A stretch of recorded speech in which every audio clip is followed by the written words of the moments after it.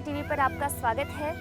आज हम बात करेंगे पर्सनालिटी डेवलपमेंट, जो हमारी फिज़िकली जिसको हम देख सकते हैं। आज बहुत लोगों की ये ख्वाहिश रहती है, उनकी इच्छा होती है कि उनकी पर्सनालिटी अच्छी रहे, उनकी बॉडी शेप में रहे, वो अच्छे दिखें, सुंदर दिखें।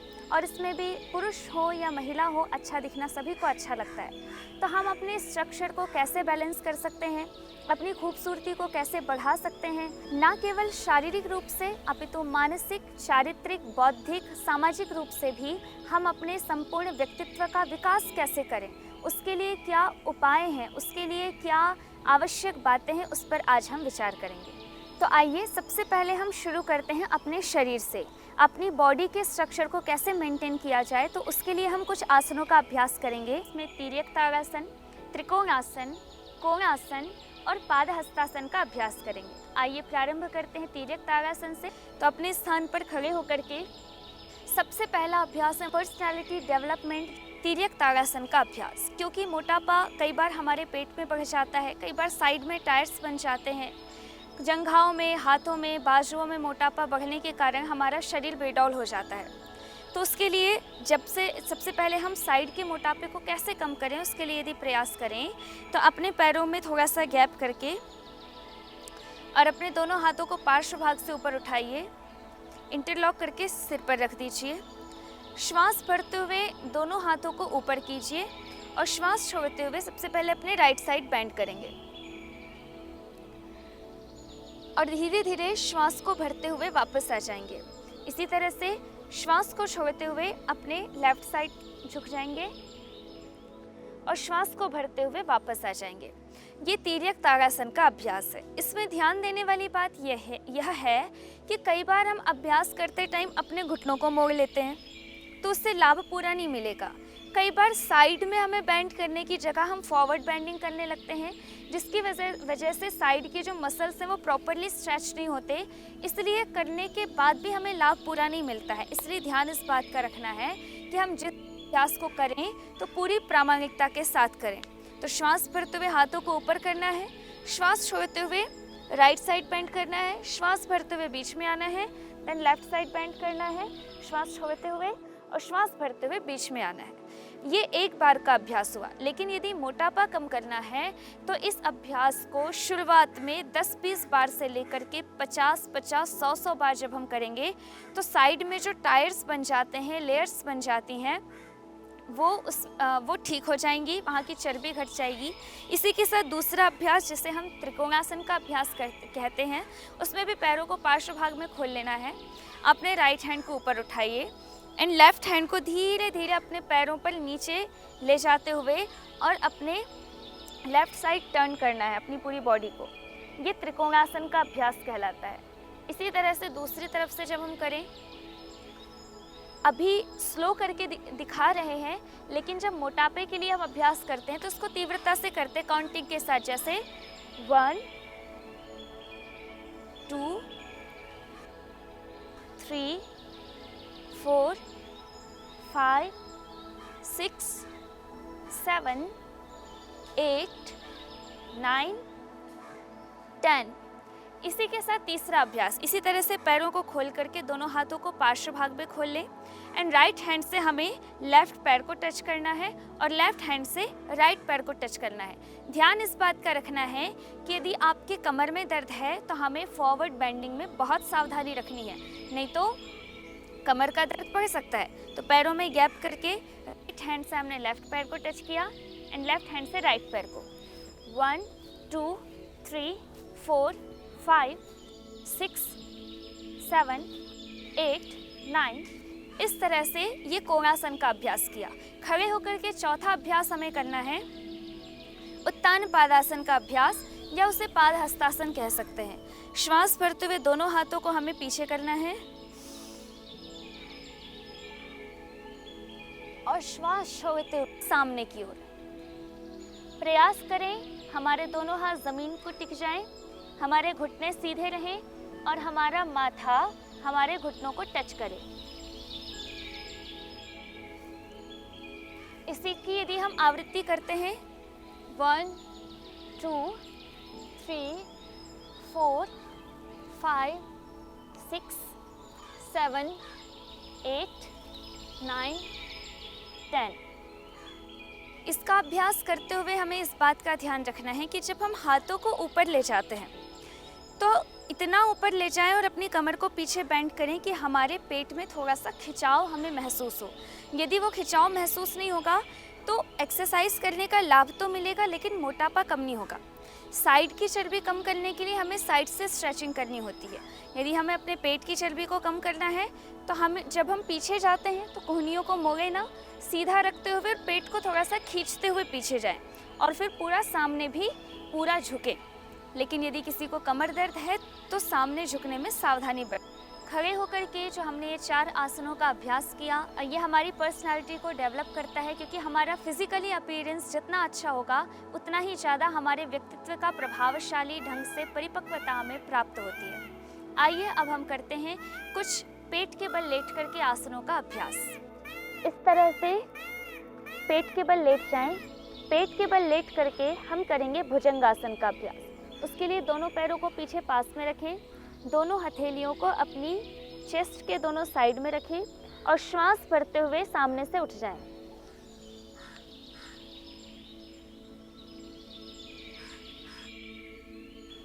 ये भुजंगासन का अभ्यास है। पहले अर्ध भुजंगासन करें, जिसमें दोनों हाथों की जो कोहनियाँ हैं, एल्बोज हैं, वो बेंड होती हैं, थोड़ी मुड़ी हुई होती हैं और हमारे पेट में हमें खिंचाव का अनुभव होता है। इसी को श्वास भरते हुए हमें ऊपर आना है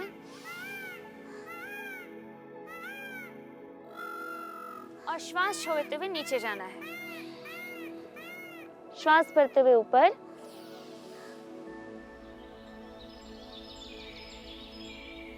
श्वास छोड़ते हुए नीचे। ये भुजंगासन का पहला अभ्यास है।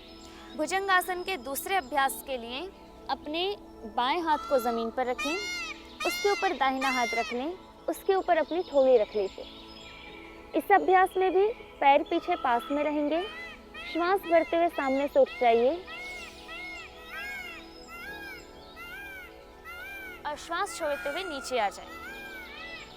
श्वास भरते हुए ऊपर, दृष्टि आसमान की ओर और श्वास छोड़ते हुए नीचे। ये भुजंगासन के जो 2 अभ्यास हैं, ये हमारी पर्सनालिटी को डेवलप करता है, बहुत लाभकारी है। लेकिन इसकी जिस गति से अभी हमने किया, इतनी सामान्य गति से यदि हम भुजंगासन का अभ्यास करें, ये हमारी पर्सनालिटी को डेवलप करता है। अन्य उसके लाभ प्राप्त हो सकते हैं, लेकिन यदि हम मोटापा कम करने के लिए योगाभ्यास कर रहे हैं तो हमें रिपीटेशंस भी ज़्यादा करने होंगे और स्पीड भी बढ़ा करके रखनी होगी। जैसे भुजंगासन का यदि पहला अभ्यास करते हैं, मोटापा कम करना चाहते हैं तो 50 बार से लेकर के 100 बार, 500 बार और 1000 बार धीरे धीरे हैबिट बना करके करना अपेक्षित है। तो आइए हम 20 टाइम्स भुजंगासन का अभ्यास करके देखते हैं। पहला अभ्यास 1, 2, 3, 4, 5, 6, 7, 8, 9, 10, 11, 12, 13, 14, 15, 16, 17, 18, 19, 20। इस तरह से भुजंगासन का पहला अभ्यास हमने किया। अब दूसरे अभ्यास को भी 20 टाइम्स करके देखें। 1, 2, 3, 4, 5, 6, 7, 8, 9, 10, 11, 12, 13, 14, 15, 16, 17, 18, 19, 20।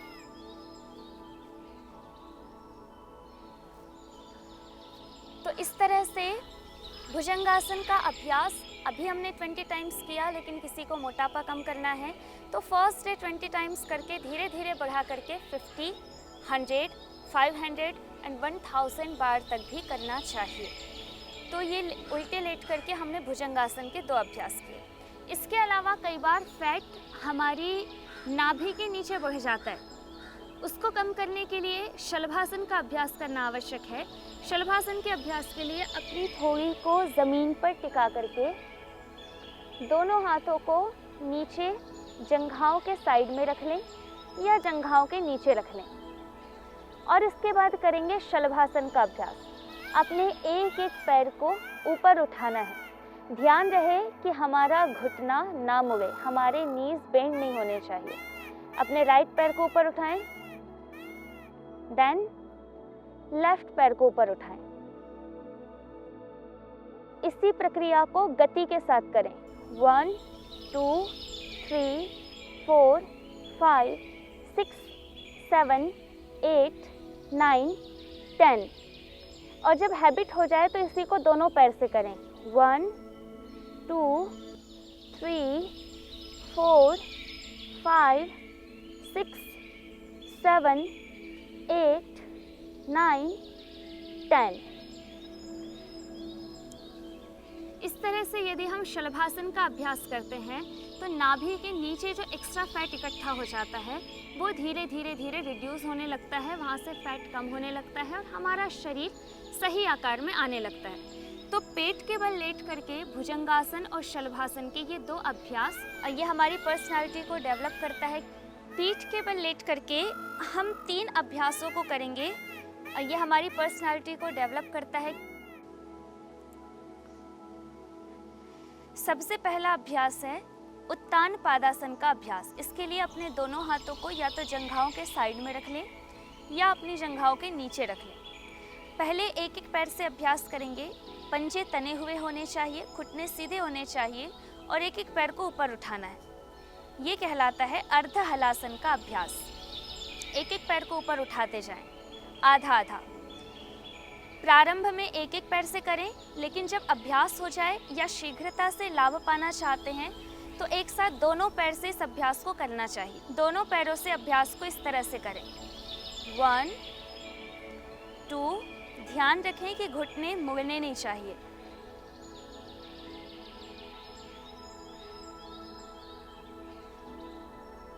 10। इस तरह से यदि हम अर्ध हलासन का अभ्यास 50 टाइम्स टू 100 टाइम्स करते हैं तो हमारे पेट पर जोर पड़ता है। ये न केवल हमारे पेट की चर्बी को घटाता है बल्कि जठराग्नि को प्रदीप्त करता है, पाचन शक्ति को बढ़ाता है, ये हमारी पर्सनालिटी को डेवलप करता है। दूसरा अभ्यास करेंगे हम पादवृत्तासन का अभ्यास। पहले एक एक पैर से करें। अपने एक एक पैर को ऊपर उठा करके बड़ा वृत्त बनाना है, सर्कल बनाना है। 1 2 3 4 5, एंटी क्लॉकवाइज। 1 2 3 4 5। दूसरे पैर से करें। इसमें ध्यान हमें इस बात का रखना है कि पैर पूरा घूमना चाहिए, पूरा ऊपर, पूरा साइड में, पूरा नीचे, चारों तरफ। हमें जितना बड़ा सर्कल हम अपने पैरों का बनाएंगे उतना ही ज़्यादा हमें लाभ होगा। यदि हम घुटने मोड़ करके रखते हैं लाभ पूरा नहीं होगा। ध्यान रखें घुटना सीधा, पंजा तना हुआ रहे। इस तरह से क्लॉकवाइज एंड एंटी क्लॉकवाइज पादवृत्तासन का अभ्यास करें। हैबिट हो जाने पर इसी पादवृत्तासन के अभ्यास को दोनों पैर से करें। दोनों पैरों को एक साथ उठा करके 1 2 3 4 5, एंटी क्लॉकवाइज। 1 2 3 4 5। इस तरह से शुरू में 5 बार से प्रारंभ करके 10 20 50 100 बार तक इन अभ्यासों को किया जा सकता है। तीसरा अभ्यास है, अगर इन अभ्यासों से अपने पिंडलियों में और जंघाओं में बढ़ा हुआ जो फैट है वो कम होता है। तीसरा अभ्यास करेंगे हम द्विचक्रिकासन का अभ्यास, जिसे साइकिलिंग कहते हैं। इसके लिए जब हम साइकिल चलाते हैं तो जिस तरह से पाइडल्स को घुमाते हैं उस तरह से अपने पैरों को घुमाना है। 1 2 3 4 5 6 7 8 9 10, एंटी क्लॉकवाइज। 1 2 3 4 5 6 7 8 9 10। इसी अभ्यास को जब हम दोनों पैर से करेंगे तो 1 2 3 4 5। इस बात का ध्यान रखें कि पैर पूरा नीचे आने के बाद मुड़ेगा। वैसे ही नीचे से पैरों को पहले पूरा खोलें 1 और पूरा ऊपर से लेकर के आएं 2 3 4, 5। इस तरह से पीठ के बल लेट करके हम 3 अभ्यास अर्धहलासन, पादवृत्तासन और द्विचक्रिकासन का अभ्यास, ये हमारी पर्सनालिटी को डेवलप करता है। बाईं करवट लेते हुए बैठ जाएंगे।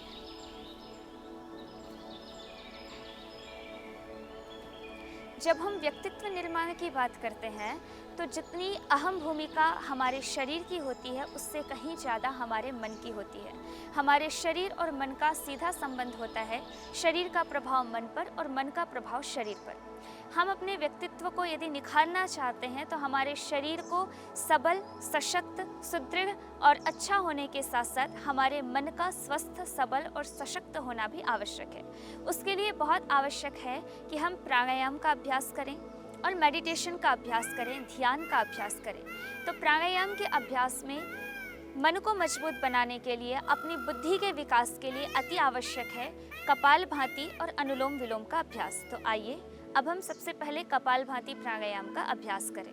कपालभाति प्राणायाम के लिए किसी भी एक मुद्रा में अपने हाथों को रख लें। अपनी फर्स्ट फिंगर अंगुली के अग्रभाग से अंगूठे को मिलाते हुए इस तरह से घुटनों पर रख लीजिए। शेष 3 अंगुलियां सीधी रहेंगी और अपने पेट को अंदर करते हुए नाक से बलपूर्वक श्वास को बाहर छोड़ना है। हमें कंसंट्रेट करना है ओनली फोर्सफुली एक्सलेशन पर।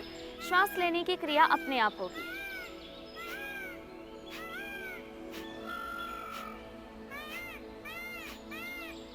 हम सही कर रहे हैं या नहीं इसका पता चलेगा यदि हम अपना एक हाथ अपने पेट पर रखें, दूसरा हाथ अपने नाक के नीचे रखें तो पेट का अंदर जाना और नाक से श्वास का बाहर आना, ये दोनों क्रिया एक साथ होनी चाहिए।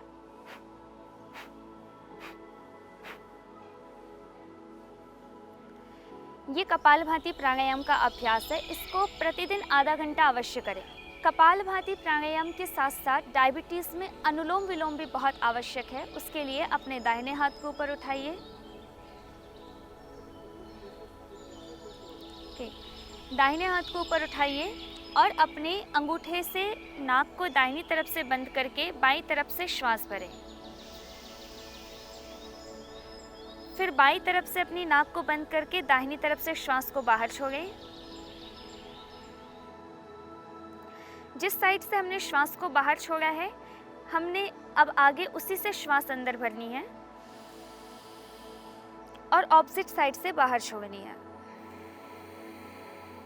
इस तरह से अनुलोम विलोम प्राणायाम का एक सर्कल पूरा होता है। शरीर और मन पर बहुत गहरा प्रभाव पड़ता है हमारी दिनचर्या, हमारे आहार और हमारी मानसिकता का। जैसा हमारा विचार होगा, जैसा हमारा आहार होगा, जैसी हमारी एक्टिविटीज़ होगी, जैसी हमारी रुचि और दिनचर्या होगी, वैसा ही हमारा संपूर्ण व्यक्तित्व होगा। इसीलिए भगवान श्री कृष्ण ने गीता में भी कहा, युक्ताहार विहारस्य युक्त चेष्टस्य कर्मसु युक्त स्वप्नावबोधस्य योगो भवति दुःखः। इसलिए बहुत आवश्यक है कि शरीर के साथ साथ, मन के साथ साथ हमारा आहार भी संतुलित और नियंत्रित रहे। जो वर्तमान में बहुत ज़्यादा गलत तरीके से आहार का प्रयोग किया जा रहा है, फास्ट फूड, जंक फूड और टाइम मैनेजमेंट जो आहार का होता है, बहुत देर रात तक खाना, दिन में किसी भी टाइम खा लेना, कुछ भी खा लेना, बीच का जो गैप है उसको मेंटेन ना करना, रात में देर तक सोना, सुबह देर तक उठना और बहुत ज़्यादा गैजेट्स का, मोबाइल फ़ोन का, कंप्यूटर्स का प्रयोग करना, प्रदूषण के बीच में रहना, ऐसे बहुत सारे कारण हैं जो हमारे संपूर्ण व्यक्तित्व को प्रभावित करते हैं, हमारे व्यक्तित्व को नकारात्मकता की तरफ और अधोगति में लेकर के जाते हैं। तो आवश्यक है कि हम अपने विचारों पर, अपने आहार पर, अपनी दिनचर्या पर, अपने सोने जागने पर और अपनी सेंसेस पर, अपनी इंद्रियों पर, अब हमारा देखना, हमारा सुनना, हमारा बोलना, हमारा चलना फिरना, इवन हमारा सोचना भी हमारे कंट्रोल में होना चाहिए। और ये सारी शक्ति, ये सारी एनर्जी, ये पावर, ये ऊर्जा हमें मिलती है योगाभ्यास से, प्राणायाम के अभ्यास से। तो जैसा कि हमने आज देखा, योग के द्वारा, प्राणायाम के द्वारा, आहार के द्वारा, अच्छे विचारों के द्वारा हम कैसे अपने व्यक्तित्व का निर्माण कर सकते हैं, उस पर हम ज़रा चिंतन करें, मनन करें और अपने जीवन में शामिल करें। तो इसी लक्ष्य के साथ, संकल्प के साथ कि हम अपनी फिज़िकल एक्टिविटी पर प्रॉपर ध्यान देंगे, अपनी मेंटल हेल्थ पर भी ध्यान देंगे, अपने आहार पर ध्यान देंगे, अपने संपूर्ण व्यक्तित्व का ख्याल रखेंगे। आप सभी से इजाज़त चाहते हैं एक नए टॉपिक के साथ। हम फिर से आपसे मिलेंगे, तब तक के लिए इजाज़त दीजिए। नमस्कार।